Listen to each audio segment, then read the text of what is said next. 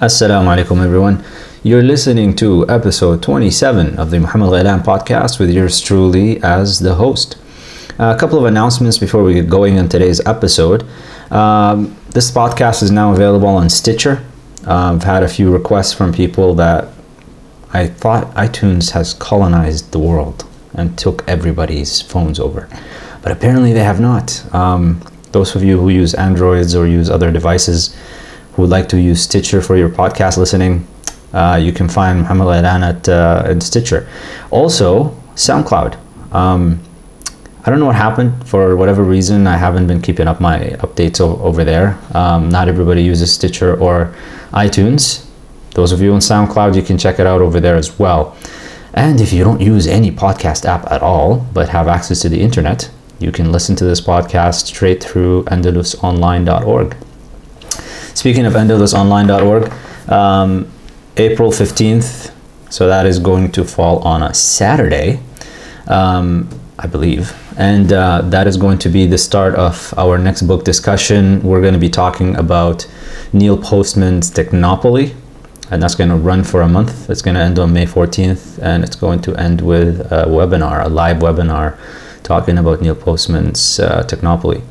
On Sunday, April 16th, there's going to be a live webinar for Andalus Book Club members, and that is going to be talking about Sachiko Murata's The Tao of Islam. We had some recording errors and issues with the recording equipment in the previous webinar, and not as many people managed to attend it, so I decided to run a second live webinar on that. So that's going to be Sunday, April 16th. The details on that will be sent to the members shortly. I think that's it for announcements. Finally, all of this work is done through your support. So there are really two ways for you to support this work. You can either become a member of Andalus Book Club. You can check the details on that at andalusonline.org, and you can get the benefits of the membership as well as be a supporter of this work. Or you can go to patreon.com. Just search for Muhammad Ghailan and you can support this. All of these platforms and equipment and everything that you basically manage to receive, all of this is done through your support. So if you would like to show some love, you can go through these means. Either become a member of Andalus Book Club, or you can just support it through patreon.com. Last week we talked about the capacity for evil, and I went through a couple of experiments. The major experiment that I explained was the Milgram experiment, where the quote that somebody took out of it was something that Philip Zimbardo said: "All evil starts with 15 volts." If you haven't listened to that episode, a few people found it quite enlightening. So I recommend, definitely encourage you to go and listen to it, because it is enlightening to find out what you're capable of. I was discussing this the other day with some friends, and even called my parents up and just had a discussion about it. And it was one of those things that a lot of people get surprised by, like the fact that a specific action in itself is meaningless until you give it a context. And once you put it in a context, all of a sudden you can judge it as good or evil. And if you're not aware of the context, if you're not aware of the surrounding circumstances, if you're not aware of the authority and its powers over you, you can have some real problems. Another way of having problems is not being aware of being watched over. I mean, one of the issues that was talked about in that experiment was, and the criticisms which were dealt with in subsequent experiments that really replicated the results was, well, these students knew that they were being monitored, they knew that they were being watched, and therefore they definitely would have changed their behavior in some way. And so Milgram experiment showed that just with authority watching over you, then you're going to behave in some way. In 2003, many of you are aware of the Abu Ghraib prison atrocities that took place, where the CIA and the US military personnel engaged in some egregious torture methods on the Iraqi prisoners. Now, people were caught. These pictures that were taken of what was going on at the time were not meant to be shared with the world. And these jail guards, these military personnel, the CIA personnel that engaged in these actions, and they were torturing and humiliating the Iraqi prisoners, they didn't know that the pictures they took and the things that they did over there were going to be leaked out into the world. For those who are faint of heart, I would not recommend you go and check that out, but if you are unaware of it, you can check out some articles that were written about that. Now, Philip Zimbardo is a psychologist from Stanford, and he actually testified in the trials. And in his testimony, he was on the team of the jail guards, and that created some sort of stirred a controversy, because a lot of the narrative that was promoted afterwards was these were just some bad apples. This is not the normal thing. Our military personnel are honorable people. They're not going to engage in these actions, and we're going to take these people into account. What's interesting from Philip Zimbardo's work, though, is he noted that the biggest criticism against his experiment that was done back, I believe it was in the 70s, that he did this experiment, and it was early 70s, and his biggest criticism was, you have an artificial environment, where he did this prison. And just to explain to you, maybe we should just go through the experiment first so you have the context and then discuss it a little bit. So he published this paper in 1973, and what he did in the study, he wanted to find out whether the brutality reported among guards in American prisons was due to sadistic personalities of the guards, or is it more about the prison environment? So in other words, he was really asking, is this a result of disposition or situation? And we discussed this in the past episode when we talked about dispositional and situational explanations for behavior, and how a lot of these experiments are coming to the conclusion of situational, supporting a situational motivation here. Now, Zimbardo converted the basement of the Stanford University Psychology building into a mock prison. And he advertised for students to play the roles of prisoners and guards for 2 weeks. I remember when we were little, we played cops and robbers. And just reading the study, by the way, I started to have these flashbacks of how we acted when we were little, when we were playing cops and robbers, and what we did with the if you were on the cops team or the robbers team, and how you behaved. Watch that. If you watch a game of cops and robbers, watch how the kids behave. All of them, before they begin playing, they're all on some equal level field. But then when they split into these two teams, they adopt personalities that are not necessarily their own. They're influenced by the role of what is expected of that role. So this is kind of like cops and robbers, but now you're talking about jail guards and prisoners. So Philip Zimbardo, he advertised this, and he eliminated the candidates with psychological problems, medical disabilities, history of crime or drug abuse. So there was a screening process before he accepted the students to enter into this experiment, because he wanted to have basically as run-of-the-mill average individuals who don't have any confounding variables they can introduce into the results of the experiment. He wants to get the norm, quote-unquote norm, whatever that means.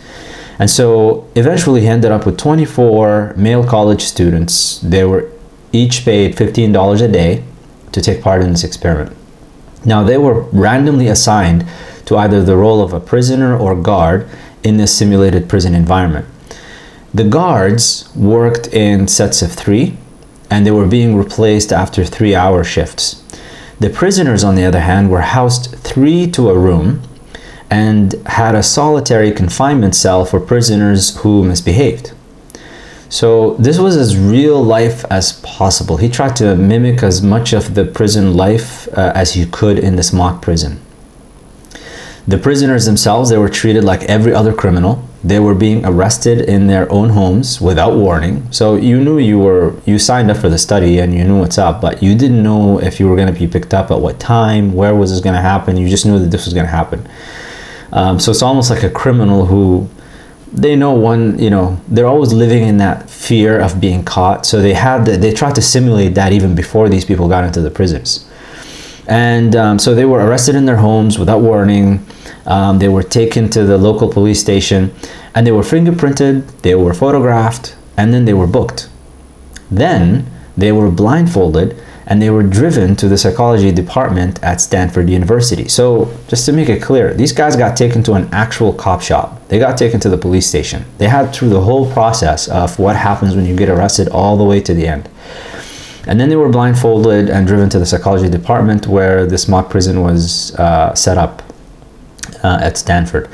Zimbardo had the doors and windows barred, and the walls were bare. The cells were small, and the prisoners, when they arrived, they were stripped naked, and they had all of their personal possessions removed and locked away, and were given prison uniform clothes and bedding, and were given a number, which is how they were referred to all the time. Now, these ID numbers that they were given, it was a way to make them feel anonymous. They were only called on by their numbers, and each prisoner could only refer to himself and other prisoners by number. Their clothing was the uniforms only, without even underwear. And they had a tight nylon cap to cover their hair and a lock chain around one ankle. So basically, there was nothing that any of these prisoners had that could grant them a sense of individuality, a sense of personality. All that was taken away from them. So they were de-individuated, is the term that's used here. All the guards had identical khaki uniforms, and they carried a whistle around their necks, billy clubs borrowed from the police, and they wore special sunglasses to make eye contact with prisoners impossible. So now you have the prisoners being de-individuated, but you also have the guards de-individuated and made anonymous. And that is the most dangerous position you can put someone in. You know, just as an aside, in the Islamic tradition, it is not recommended. You know, the Prophet ﷺ, the sunnah is for you to never travel alone. Now, a lot of people they always talk about, from the Islamic point of view, they talk about, oh, women can't travel alone and stuff. Even men can't travel alone. You should not be traveling alone. And one of the reasons for that is you become anonymous. And once you become anonymous, psychologically speaking, and this has been shown through numerous studies, the second you de-individuate and become anonymous, you're now capable of doing things you normally wouldn't do, because you've removed the social pressure and accountability of the so-called tribe that you belong to, and now you feel like you can do anything. And that's why a lot of people talk about what happens in Vegas stays in Vegas. I mean, Vegas is a place where people go to become de-individuated, become anonymous. This is where they go and they call it Sin City for a reason. And so they go, they become anonymous, they do whatever they want to do, and then they come back and they pretend as if nothing happened. So this is what was going on in this prison experiment, and that's what happened at Abu Ghraib. The prisoners are dressed by numbers, all of the guards are wearing the same clothes, you have them wear their glasses, so there's not even eye contact. So this idea of a human-to-human connection cannot take place. The guards were instructed to do whatever they thought was necessary to maintain law and order in the prison and to command the respect of the prisoners, but with one caveat: physical violence was not permitted.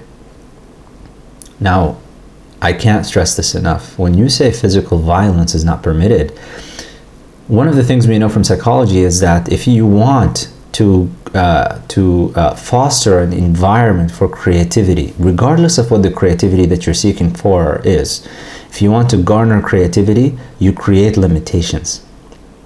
So it's not this idea of, I mean, you find Muslims, for example, because we have our Sharia, we have our kind of the Sharia. We're not talking about like cutting heads and stuff. We're talking about like the limitations that the divine law places on you. So when you find yourself, you're unable to eat particular things unless they meet certain qualifications.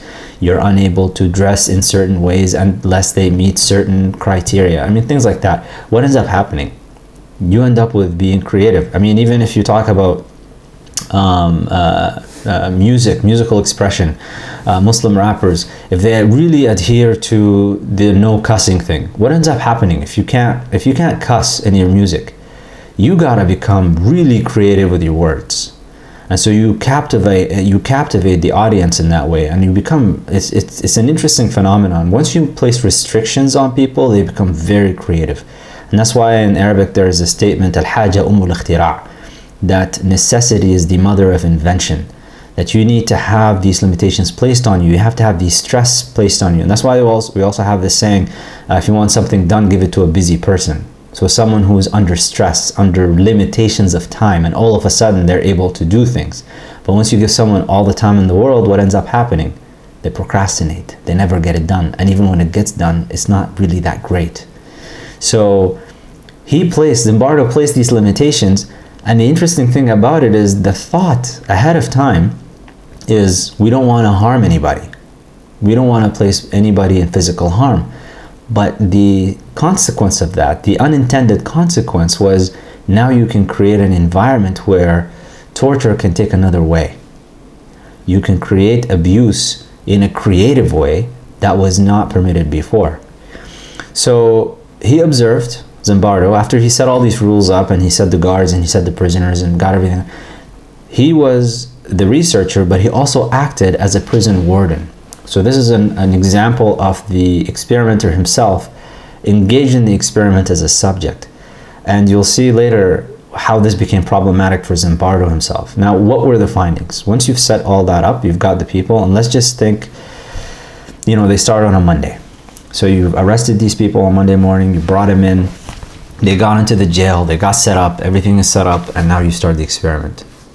Very quickly, the first thing they found was that very quickly, both guards and prisoners were settling into their new roles. And you want to know how quick that is? Like I said at the beginning, look at kids when they play cops and robbers. It's almost an instantaneous thing. There is these expectations of these roles that take place. And once you assume a role, all of a sudden you behave in a particular way. So very quickly, both guards and prisoners, they were settling into their new roles. Within hours, some guards began to harass the prisoners. And they behaved sadistically and brutally. And they even looked like they enjoyed it. Other guards would join in. And so it always starts off with one person. You always need, if you look at groups of people that are going to have a good time, party or whatever, you always want to bring somebody who everybody talks about, oh, that's the crazy guy. Because he's the one that instigates, or she's the one that gets things going. They're the life of the party. Because once they get things going, then all of a sudden everybody else joins in. So even the more reserved, conservative, don't want to do anything problematic, once everybody is engaged in an action and they're all part of it, now you make it easier, you make it simpler to engage in that. And so other guards would join in afterwards. The prisoners were taunted with insults and petty orders. They were given pointless and boring tasks to accomplish, and they were generally dehumanized. And, all right, we can't punish you physically. Well, the rule said I can't punish you physically in a direct way where I can strike you. But you know what? I can make you do stuff. So why don't you get down and do some push-ups? And that was a physical punishment. So they were given orders to do these push-ups. I can't physically abuse you. Well, I'm going to make you do some tasks that are pointless. So now you're engaged in a form of indirect physical abuse, but it's also compounded with emotional abuse. A lot of people say that, people who grew up in the 80s, I think the 90s, these things kind of withered away, but the 80s were the last generation that got their back whooped by their parents. I come from a generation where I got beaten. And it wasn't.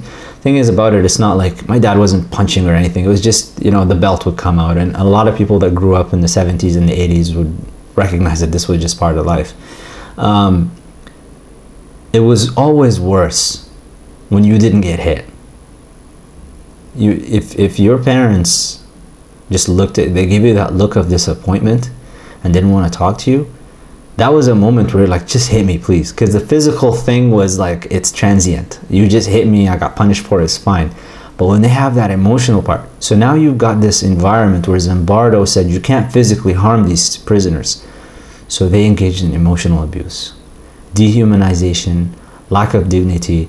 They were de-individuated, and the de-individuation began with these numbers where they're not able to even refer to themselves with their own name. So if they're called upon, they can't say, hey, it's me so-and-so. No, it's me, number such and such. And I was talking to number such and such. And you're all dressed in the same way. You have no individuality to yourselves. And then when you're dealing with the guards, they're emotionally abusing you, and they're putting you through physical hardship that you do to yourself. That's the messed up part about it. So it's not the guard hitting you anymore. It's you inflicting this on yourself. So this takes another level of abuse. Now, as part of this, the prisoners themselves quickly adopted prisoner-like behavior. So they talked about prison issues most of the time. They ratted on each other to the guards. So you have this niche, basically, thing that will go on. And the reason for it is because the prisoners felt that if I rat on this person, then I'm going to get some favor with the guards, and then I can alleviate some of my suffering here. They took the prison rules very seriously, and it was to the point that they would side with the guards against the prisoners who did not obey the rules. And again, the idea here was, if you break the rules, you're going to cause problems for all of us. And so the prisoner who would break the rules was punished more by the prisoners than they were by the guards. Now, as the prisoners became more dependent on the guards became more derisive towards them. And they held the prisoners in contempt, and they let the prisoners know it. And as the guards' contempt for them grew, the prisoners became more submissive. As the prisoners became more submissive, the guards became more aggressive and assertive. They demanded greater obedience from their prisoners. And that's an interesting point. I'll tell you a story. This happened when I first immigrated to Canada with my family, and I was just starting grade 9. So what is this? Junior high or something. And in grade 9, I was 14 years old or something. And I had no idea where I came from, because I traveled quite a bit, between Saudi and Sudan, and studied in these different schools. And we didn't really have this notion of the bully, per se. You had your cliques, you had your groups and stuff, but we didn't really have bullies, like somebody that would go around and bully you. This bullying thing, I wasn't familiar with it, so I had no concept or background of it. I didn't know how to deal with it. Now, as a new kid who barely speaks English, who's, just a little nerdy kid, an immigrant kid who comes in from Sudan with this big fro that was kind of cut up like a box, and I was basically like an advertising commercial, like, come pick on me, pick on me. So one day, it was just at the end of lunch hour, and I was running towards my locker, and I ran into this guy. He was this kid. He was in grade 10. I was in grade 9. So he was a year older. He was one of those buff kids. And I was coming around the corner. I ran into him, and he had his Coke or whatever it was. He had a drink. And the drink kind of poured all over the place. He started calling me. It's just like, oh, what are you effing this? You stupid effing that. And he just got into it. Like I said, oh, I'm sorry. I didn't mean to. I didn't see you. And that was it. He kept going. And he just kept going. And I found out later that he was one of the bullies at the school. I didn't know that. I didn't even know what a bully was. So after I said I'm sorry, when he kept going, I started to get going. I was like, I already told you I'm sorry. Are you stupid? Do you not get it? I already apologized to you. You don't have to keep going. Now, the hall emptied out. Everybody was back in their classes. And it's interesting because I noticed people were looking at me from the other classes. And the teachers, nobody was coming out. This thing was going on, and I didn't know at the time if there was going to be a fight. And I had never gotten into a fight before. But I just couldn't have it. This guy was just going off.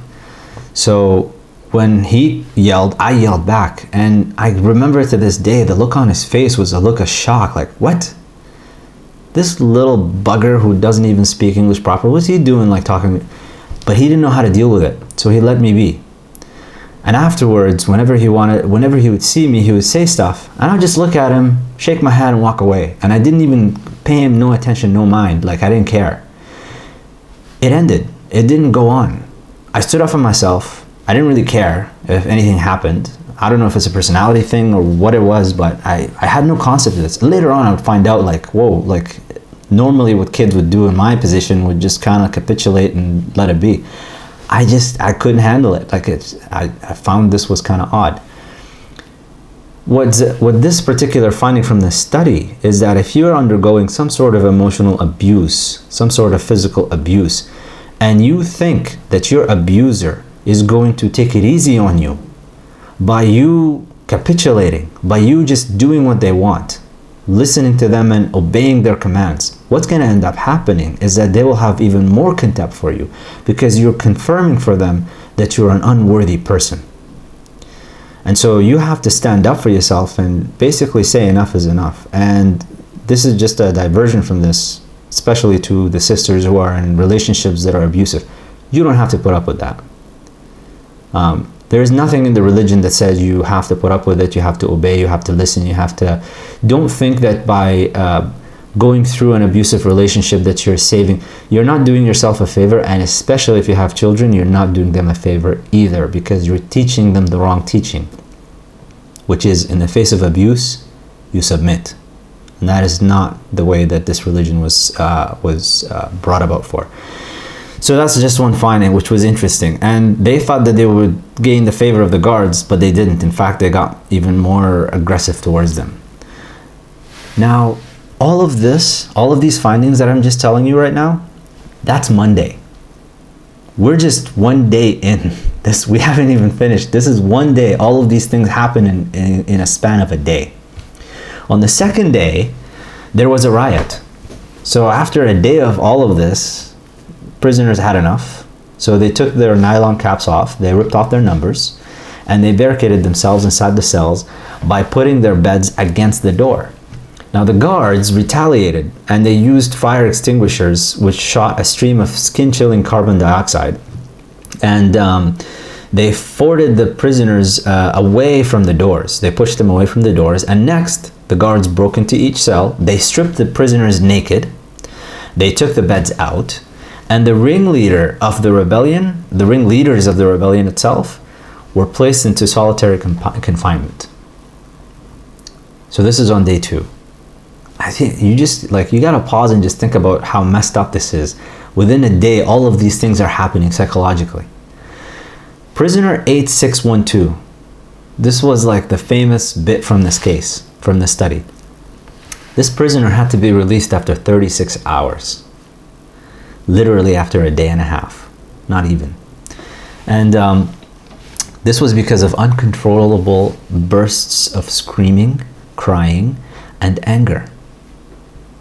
A day and a half in a study. I mean, you got to remember that these guys were screened before they got into the study. They knew that this was just a psychology study. This was not real life. And this guy broke down after 36 hours and had to be released. Screaming, crying, anger, thinking became disorganized, and he appeared to be entering the early stages of deep depression. A day and a half. And within the next few days, 3 others had to leave. They had to be taken out as well, because of because of showing signs of emotional disorder that could have lasting consequences. So if this is happening in a fake setting, in something that you signed up for, and you're getting paid $15 a day for, and it's only gonna last for 2 weeks, but a day and a half later, somebody breaks down and looks into going to early stages of depression, so he's got to be let go. And then a couple days later, 3 more people have to be let go because they were afraid of them having lasting consequences, psychological consequences, in a fake setting, in a study that is a study. What is the implication of this in a real world setting where you really got arrested? You really are a prisoner. You really are getting tortured. What is that going to do to your psyche? So whenever somebody comes and talks about these guys, the Al-Qaeda and ISIS and all of these different extremist groups in the Middle East and Muslims and Islam, it's like, give me a break, man. You got a study from the 70s, and it was confirmed in a real world setting, in this Abu Ghraib setting. That's why Zimbardo went and testified, because he's like, the situation itself creates monsters. So you got these people that are being arrested, they don't know what's going on, they have no idea. Sometimes it's just because of things that they believe, whatever the case may be, and they're getting tortured. They don't know if it's ever going to end. I mean, people that knew that it was going to end were breaking down after a day and a half. What's going to be happening with these guys in Iraq right now and in Syria and all this generation that's undergoing these atrocities taking place? What do you expect of a generation of children coming out of Yemen right now that is getting bombed for the last however long on a daily? I mean, there are videos right now that are being shared on Twitter of kids running for their lives because of bombings that they had no idea what it's about and what it's for, and they're just trying to save their own. You got this guy he just met with the president of Turkey, Recep Tayyip Erdogan, because he had 20 of his family killed in this atrocious chemical attack that took place a couple of days ago. So what do you think is happening to the psyche of all of these people with situations that are real life? And you got a study that's fake and people breaking down after a day and a half. On the 6th day, now remember, this study was going to last for 2 weeks, 14 days. On the 6th day, Christina Maslach, she was dating Philip Zimbardo, and she later married him, I believe. She's a graduate from Stanford. She has a PhD in psychology, and she was brought in to conduct interviews with the guards and the prisoners. She freaked out, and she told Philip Zimbardo himself, she said, if you're not seeing how this experiment is changing you, because he was playing the prison guard, the warden of the prison guards. She said it's changing you even. And if you're not seeing what it's doing to these kids and you're continuing with that, I don't want to be part of this relationship anymore. And that was his wake-up moment, like, wow, I thought I was just a researcher recording results. Turns out that I'm also being influenced by the setting. What's interesting about this is that out of 50 or more outsiders, and this was reported, who saw the prison, who came by and checked it out and saw and like, hey, let's see what's going on over here, interested psychologists and whatnot, staff, she was the only one who questioned the morality of this whole study and what it was doing. And you know what? I think the reason she was able to speak up is because she had a personal relationship with the person running it, Philip Zimbardo. And he was horrified by, just being made aware of what's going on. There's a book, I can't remember the author's name, The Power Paradox. I still haven't, I gotta admit, I haven't read it. It's been on my list to read books. But being placed in a position of power corrupts to degrees that will make you delusional and blind to your own corruption. And so after 6 days, he had to disrupt the whole thing, and he had to stop it because it was creating a problem for everybody. So the findings from this study basically tell you that people will readily, one of the first things that they realized was that people will readily conform to their social roles. If you are given a role and you're being told that you're a prisoner, you're a this, you're a that, whatever the case may be, you're a guard, you're going to take on the role. And none of the participants who acted as guards, by the way, it's got to be repeated, none of them showed sadistic tendencies before the study. And that is another way to support a situational explanation of behavior rather than a dispositional one. So the situation. I spoke last time about what this religion is about. Like, what, people think like, oh, this religion is about blind faith. It's about you. No.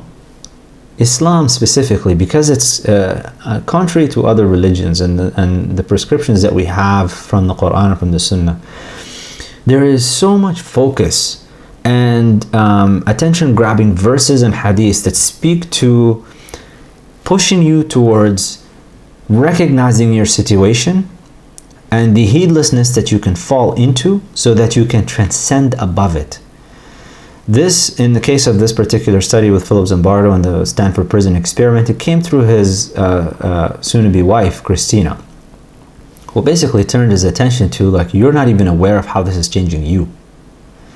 So from a Muslim perspective, for us, as we look at these studies and learn about them and try to derive some lessons from them, the first and foremost important thing you have to recognize is how your current role, or roles, let's say, the roles that you play in the world today, how are they influencing your behavior and your interaction with other people? One of the things that we lose sight of is once we gain power, once we gain authority, we tend, and this is something that is mentioned in the Power Paradox book, although I haven't read it, I know some of the points that were brought up in it. One of the things that were mentioned in this particular book, or the studies that are mentioned in it, is as you gain in authority, your interaction with people changes. The reason you got into authority was because people liked you. But as you got into the authority position, you start to treat people as less. And it goes even into subtle things like how much eye contact you give somebody. Before you got into this position of power over that person, you were engaged fully with the individual. But as you became a powerful person with authority, even your eye contact period, the time span that you spend as you speak to them, goes down. And it's because you start to live in your own head. That's one thing. The second thing is, as you gain in authority, one of this relationship with roles. If you're in a submissive role, you always attribute your position to external forces. So I am down and out because of all of these different factors that have nothing to do with me. That is a psychological defense mechanism, so that you can just basically attribute your position or your loss to things outside of your control. On the other hand, once you gain in power and gain in authority and succeed, you start to attribute these things to yourself. You start to think that these were inherent characteristic traits that you have that got you to the position that you're in. From an Islamic perspective, one of the rituals that we engage in are the morning and the evening invocations, the litanies that we do.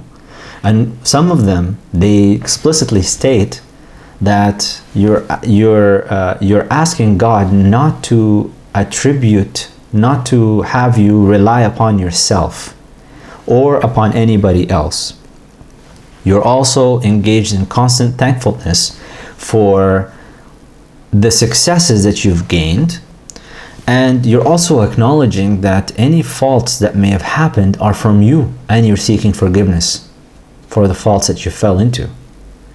So there is this kind of interaction between personal responsibility for your failures, that you're going to do better, and at the same time your successes, you're recognizing that, and it's like a check, it's a daily check that you do in the morning and in the evening. Whatever success you've had during the day, you're reminding yourself in the evening that that's not you. And whatever failures that you've had, you're asking for forgiveness for those failures and the shortcomings that you've had. And things that you were working on that didn't work out, you're still recognizing that, you're thanking God because it's for the better. You're living in a world of God. And so the idea here is that you don't want to be in a situation, if the studies are telling you that the evidence supports a situational explanation of behavior, what you want is to create a situation in which the overarching authority over you that you recognize is God's authority. In other words, like the hadith that is mentioned by Umar ibn Khattab radiallahu anhu, I believe it is, that narrates it. Hadith Jibreel by Umar ibn Khattab radiallahu anhu, in which the Prophet ﷺ is asked about what is ihsan, what is excellence in worship, what is excellence in spiritual state, and he says that you worship God as if you see God, and if you don't see God, you recognize and you acknowledge that God sees you. In other words, whatever the situation may be, the reason you behave in a righteous way is not because of your authority over people, it's not because of some other person's authority over you. You're doing the right thing because you recognize that God is watching over you. So you want to create a situation. This is the importance of having a metaphysical understanding or a metaphysical worldview that is sacred. And once you negate the sacred, once you negate all of this stuff and you materialize your existence and make it into a physicalist one all the time, you're going to end up in problems, because all it takes is for you to change roles in society, and all of a sudden you find yourself behaving in very different ways. And that's why you will find people that are in the Islamic tradition, the people that were the scholars were always warning against rulers. They were warning against associating with rulers because they recognized its situational power and its corruptive power. And you have someone like Imam Malik, for example. He was asked by Harun al-Rashid to come over to teach him. And what did he say to him? Al-ilmu yu'ta wa la ya'ti. Knowledge is sought. It doesn't come to you. You have to go to it.